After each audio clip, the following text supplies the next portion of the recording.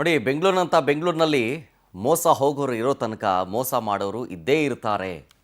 ಅದಕ್ಕೆ ಈ ಸ್ಟೋರಿ ಸಾಕ್ಷೀಕರಿಸ್ತಾ ಇದೆ.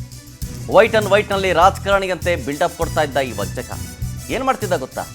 ಈತನ ವಂಚನೆ ಬಲಿಯಲ್ಲಿ ಸ್ವಾಮೀಜಿ ಸೇರಿ ಹಲವು ಸಿನಿಮಾ ನಟರು ಲಾಕ್ ಆಗಿದ್ದಾರೆ. ಆ ವಂಚಕನ ಹೆಸರು ವೆಂಕಟೇಶ್ ಅಂತ. ಈ ವೆಂಕಟೇಶನನ್ನ ನಂಬಿದ್ರೆ ನಿಮ್ಮ ಹಣ ಗೋವಿಂದ ಗೋವಿಂದ. ಈ ವೆಂಕಟೇಶನ ಮೋಸದ ಜಾಲಕ್ಕೆ ನಟ RJ ರೋಹಿತ್ ಸಿಕ್ಕಾಕೊಂಡಿದ್ದಾರೆ. ಲೋನ್ ಕೊಡಿಸ್ತೀನಿ ಅಂತ ನಂಬಿಸ್ಬಿಟ್ಟು ಕೋಟಿ ವಂಚನೆ ಮಾಡಿದ್ದಾರೆ. ಹಾಗಾಗಿ ಈತನ ಮೇಲೆ, ವೆಂಕಟೇಶನ ಮೇಲೆ ಸಾಲು ವಂಚನೆ ದೂರ ಆಗಿದೆ CCBಯಲ್ಲಿ. ಈಗ ಸಾಲಕ್ಕೆ ಸಿಕ್ಕಾಕೊಂಡವರು, ಬಡ್ಡಿಗೆ ಹಣ ನೀಡೋರು ಇವನ್ನ ಟಾರ್ಗೆಟ್ ಆಗಿತ್ತು. ವೆಂಕಟೇಶನನ್ನ ಅರೆಸ್ಟ್ ಮಾಡಿ ಈಗ ವಿಚಾರಣೆ ಮಾಡ್ತಾ ಇದ್ದಾರೆ CCB ಅಧಿಕಾರಿಗಳು. ತುಂಬಾ ಜನರಿಗೆ ಮೋಸ ಮಾಡಿದ್ದಾನೆ. ವೈಟ್ ಡ್ರೆಸ್ ಹಾಕೊಂಬಿಟ್ಟು, ಆಮೇಲೆ ಎಲ್ಲಂದ್ರಲ್ಲಿ ಪೋಸ್ಟರ್ಗಳನ್ನು ಹಂಚಿಸಿ, ಏನೋ ಒಂದಷ್ಟು ಜನ ಅಭಿಮಾನಿಗಳಿದ್ದಾರೆ ಇವರಿಗೆ ಅಂಥೇಳಿ ಫ್ಲೆಕ್ಸ್ಗಳನ್ನೆಲ್ಲ ಹಾಕಿಸ್ಬಿಟ್ಟು ಆ ಬರ್ತ್ಡೇಗೆ ವಿಶ್ ಮಾಡಿಸ್ಕೊಳ್ಳೋದು, ಆಮೇಲೆ ಸನ್ಮಾನ ಮಾಡಿಸ್ಕೊಳ್ಳೋದು ದುಡ್ಡು ಕೊಟ್ಟು, ಆಮೇಲೆ ಯಾವುದಾದ್ರೂ ಒಂದು ಪ್ರೋಗ್ರಾಮ್ನ ಆಯೋಜನೆ ಮಾಡೋದು. ನೋಡಿ, ಅಲ್ಲಿ ಪ್ರೀಮಿಯರ್ ಲೀಗ್ ಅಂದರೆ ಕ್ರಿಕೆಟ್ ಲೀಗ್ನ ಆಡಿಸೋದು, ಸಮಾಜ ಸೇವಕರು ಅಂತ ಹೇಳ್ಬಿಟ್ಟು ವೈಟ್ ಡ್ರೆಸ್ ಹಾಕೊಂಡು ಬಹಳ ಬಿಲ್ಡಪ್ ಕೊಡ್ತಾ ಇದ್ದ. ಹೋದಲ್ಲಿ ಬಂದಲ್ಲಿ ಹುಡುಗರುಗಳನ್ನ ಇಟ್ಕೊಂಡು ಬಿಲ್ಡಪ್ ಕೊಡ್ತಾ ಇದ್ದ. ಈತ ತುಂಬ ಜನಕ್ಕೆ ಮೋಸ ಮಾಡಿದ್ದಾರೆ. ಈತನ ಟಾರ್ಗೆಟ್ ಯಾರು?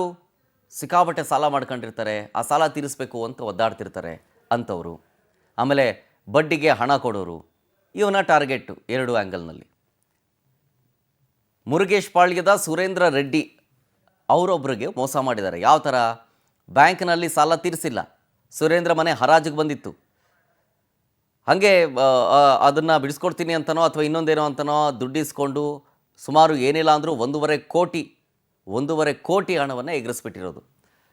ಈ ಮೋಸದ ಜಾಲದ ಬಗ್ಗೆ ಡೀಟೇಲ್ಸ್ ಕೊಡ್ತಾರೆ ನಮ್ಮ ಪ್ರತಿನಿಧಿ ವೆಂಕಟೇಶ್ ಫೋನ್ ಸಂಪರ್ಕದಲ್ಲಿ.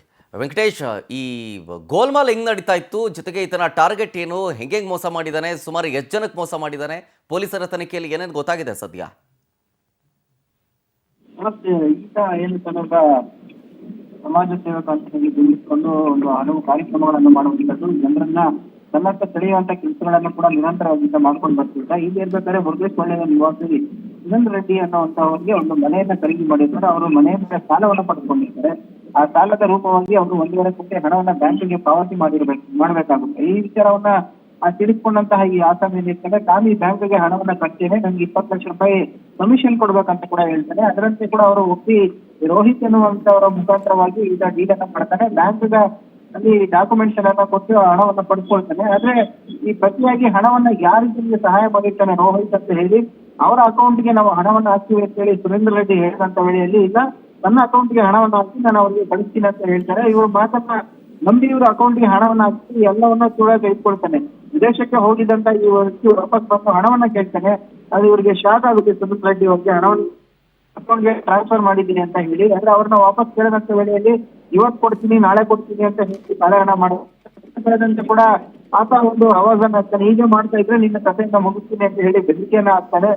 ದುಡ್ಡನ್ನ 21 ಲಕ್ಷ ರೂಪಾಯಿ ಕಮಿಷನ್ ಜೊತೆಗೆ 1.5 ಕೋಟಿ ಹಣವನ್ನು ಕೂಡ ಈತ ಪಡೆದುಕೊಂಡು ವಂಚನೆ ಮಾಡಿರುವಂತದ್ದು. ಸದ್ಯ ಈತನ ವಿರುದ್ಧ ಪ್ರಕರಣ ದಾಖಲಾಗಿದೆ. CCB ಅಧಿಕಾರಿಗಳು ವಿಚಾರಣೆಯನ್ನು ಮಾಡ್ತಾನೆ. ಇದೇ ರೀತಿ ಹಲವರಿಗೂ ಕೂಡ ವಂಚನೆ ಮಾಡಿರುವಂತಹ ಕೇಸ್ಗಳು ಈತನ ವಿರುದ್ಧ ದಾಖಲಾಗಿರುವಂತದ್ದು. ಸದ್ಯ ಪ್ರಕರಣದ ಹಿನ್ನೆಲೆಯನ್ನ ಪೊಲೀಸರು ತಿಳಿಸ್ತಾ ಇದ್ದಾರೆ.